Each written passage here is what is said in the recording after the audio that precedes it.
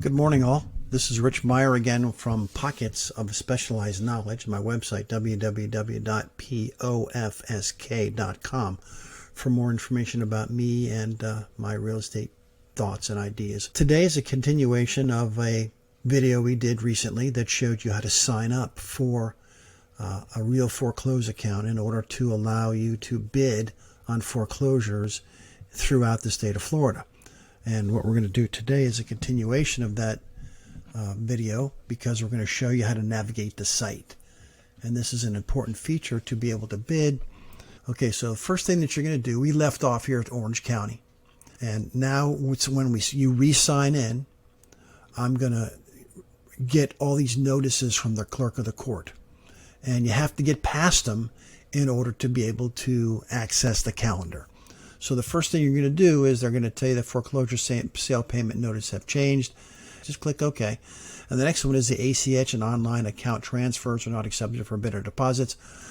It gives you the exact instructions on how you're supposed to send wires to the clerk of the court for deposits and final payments for your purchases. I'm not going to spend the time reading, but just notice that you have to get past it. And I would advise all of you to always read all the notices. So this is the second notice. Here we have some very important notices as far as the clerk is concerned, because these are the days they're going to be closed, which is fun. Okay, the next notice is, this is my accounts and payments. As you can see, I'm not very active in Orange County. So I don't have any money on deposit. I didn't spend any money. I didn't buy anything. But let's go. I want to show you that in the beginning of the last video, I suggested that you'd be able to access any account for any county. So here I'm going to jump to, and I get to select the website I'm going to jump to. So this is all the places that RealForeclose handles foreclosure sales and tax deed sales. Here you can see Colorado, but here's all the counties in Florida that RealForeclose participates in for tax deeds and foreclosures. Now, just because they do foreclosures doesn't necessarily mean they do tax deeds. See, here's Alachua foreclosure and Alachua tax deed. Now, if you want to go to Baker, here's Baker tax deed, but they don't do Baker foreclosures. So if you want Baker foreclosures, you're going to have to go to the clerk of the court for Baker County and figure it out. So let's go to Broward foreclosure, which is a county that I've done a lot of business in, and you'll be able to see how my account page is a little different. So it's Broward foreclosure to let you know you're leaving Orange County and you want to continue. And you go, okay, I will. So I don't have to get past all the notices again, but this is my account page. It shows investments, how much I spent, the deposits got taken, all that kind of stuff. So the first thing you're going to do is, now you're on this page and you want to start bidding. The first thing you have to find is when the auctions are going to take place. So you go to the calendar. That's what I do. Go to the calendar. Now, this is December's calendar. It says, see, December 2023. And it lists the days of the week. And in Broward County, at least, it looks like they like to have auctions 4 days a week. And there's a few, there are a few days that are more auctions than all the rest of them. Like, for example, on December 5th, 2023, they have 38 auctions. See 38 right there? Now, we have 0 out of 38. That's because 0 out of 38 are left. All 38 came to some sort of resolution. And you can see the difference between the 28th, which is tomorrow. There's 9 out of the originally 15 scheduled foreclosures that are still going to sale. So the number in the front lists how many are available for sale, and the second number indicates how many total foreclosures there are. So we're not going to be ready to bid tomorrow. So let's go to January 2024. Okay, so here on the second day of January, the clerk in the county had 26 foreclosures scheduled, and now there's only 17 left. So if you click on this date right here, it'll take you right to what's going on that day. So the cases are listed by case number. So if you have a 2011 case, it's going to be listed, obviously, before a 2020 case. So what you got to do is, this is going to be a fun one. You probably need to look into that case, and I usually check the clerk's website to see what's going on, because some attorney or some set of circumstances have been able to delay this foreclosure for what, 12 years? Going on 13? Whew! That means that homeowner has stayed in that house for 13 years. 13 years without a payment being made.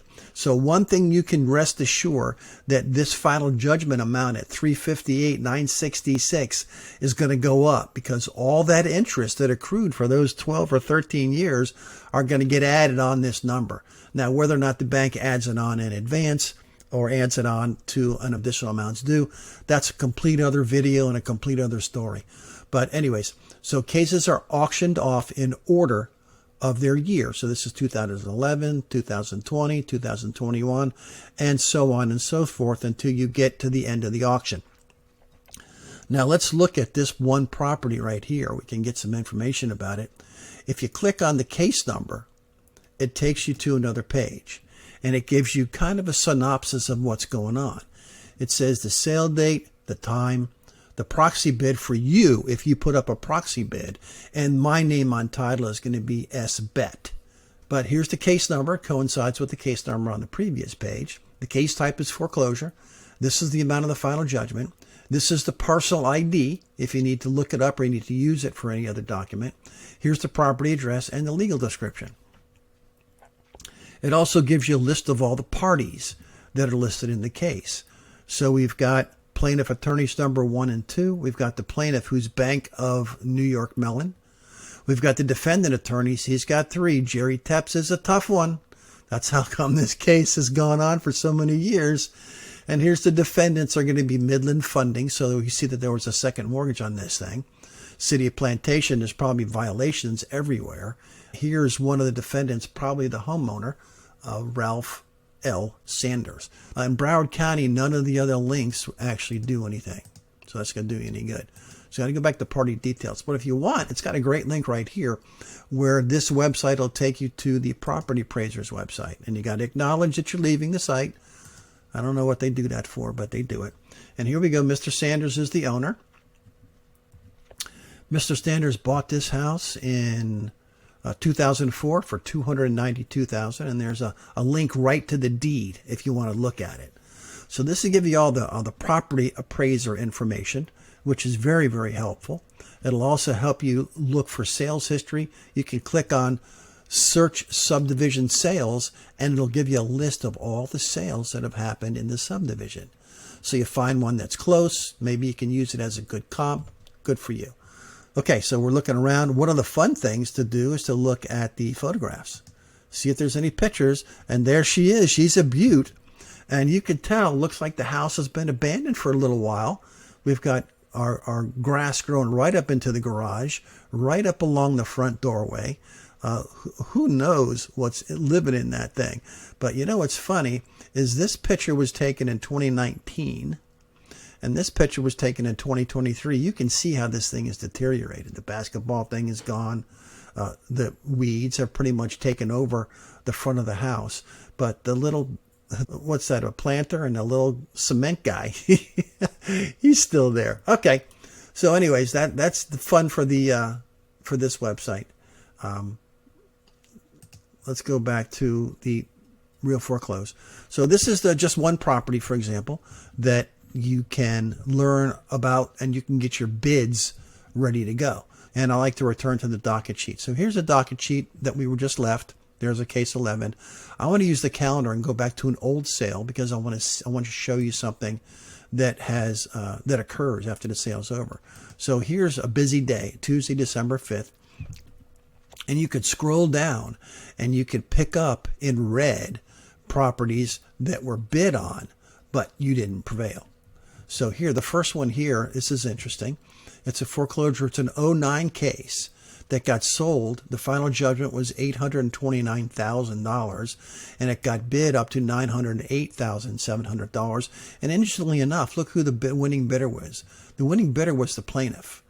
and the plaintiff outbid his final judgment. Now, the reason he did that is because the case is so old. There's so much accrued interest that's left on this property that they felt like the bank had to take it back in order to realize some of that interest.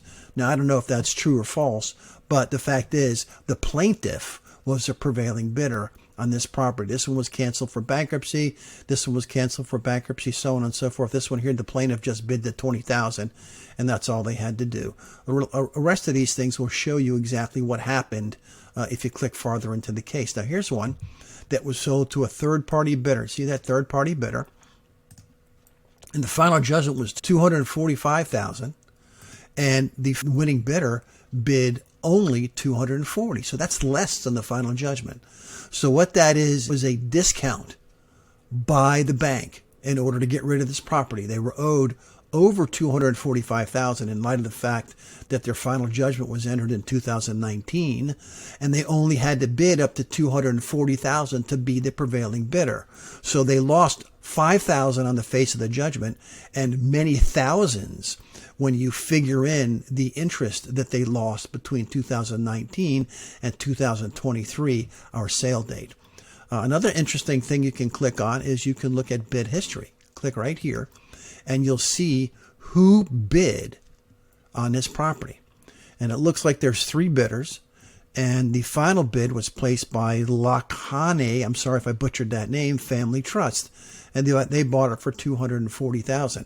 And the next closest bidder was bidder 79663, and they bid $239,900. I guess that $100, that's where they drew the line. Good for them for sticking to it. But it's always nice to try to see who the winning bidder was and stuff like that. So let's go back to the main site so we can peek around here a little bit. Your summary, again, is going to be all your money that you put up and all the money that you spent here in the county. If you want to place a bid, this is where you have to start, because you place your bid right here. Place your bid right here. You decide what you want to do, counter deposit, whether you're bringing cash or a cashier's check to the clerk, or you're going to do a wire deposit. And this will show you how to do it. Click next, and you'll have other instructions. I don't want to make a mess of it, so I'm not going to touch it.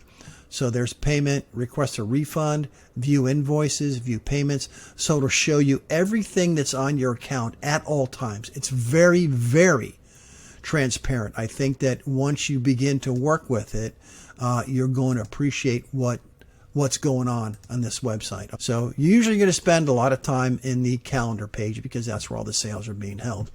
In any event, listen, if you enjoyed the video or learned something, please give me a like or subscribe. I really need some of those. I don't have a lot. In the meantime, again, my name is Rich Meyer. My company is Pockets of Specialized Knowledge. And I guess you can figure out now that those pockets are in real estate. And my website is www.pofsk.com for more information about me or some of my thoughts on real estate. So in any event, hope you all have a great day and good luck bidding at the sale.